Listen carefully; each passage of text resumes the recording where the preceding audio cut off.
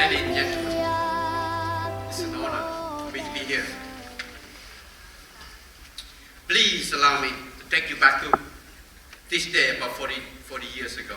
The sky was clear, then immediately turned into darkness when the very first flight of orphanage heading for freedom crashed down on the tragic Friday, April 4, 1975. Many young souls perished from this very first rescue mission. This happened in the war-torn Vietnam. The country was bombarded with destruction, killings, and broken families. Lost children was everywhere. They considered themselves the dust of life, or part of the ashes of the Vietnam War. They were forgotten children. They didn't have any parents or families. They were in orphanage, under the eyes of the angels, and they were the precious cargo. And those, the very first attempt didn't succeed, humanity did not give up on the saving of these precious cargoes.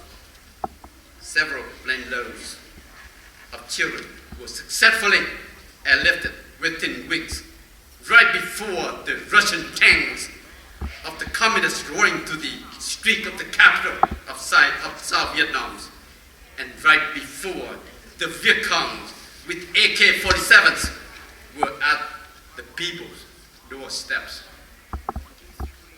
There were almost 3,000 of the children who were rescued and saved prior to the unspeakable event, the false Saigon.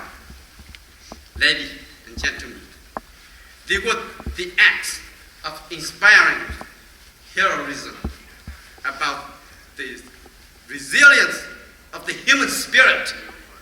The acts came from American people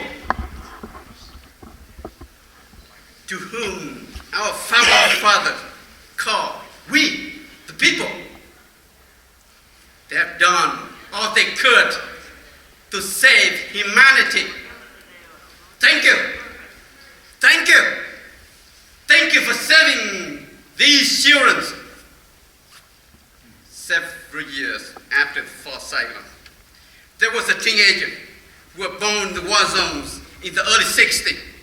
And this little boy saw the people that called his brother and sister the American soldiers in this village.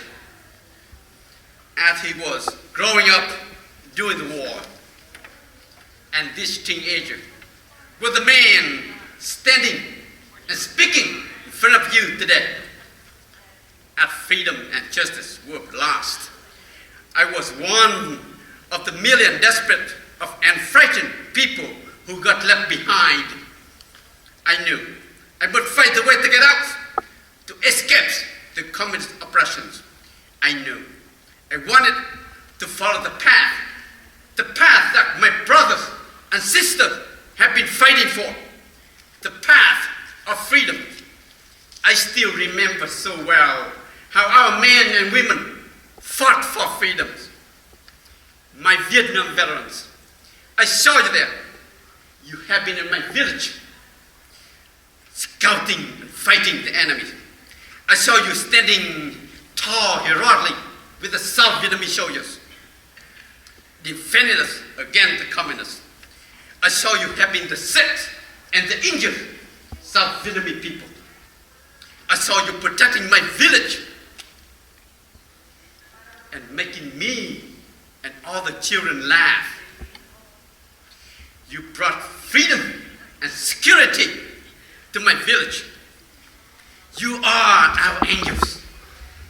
I know you are serving and fighting, not only for your own country, but you also fought for more than 15 million men, women, and children of South Vietnam. Thank you for me to have this opportunity to speak with you today. Please be proud that you step up and serve your country in fighting for more than 50 million men, women, and children of South Vietnam. Thank you so much for your service and noble cause on our behalf. God bless you. Thank you, and welcome home. Thank you.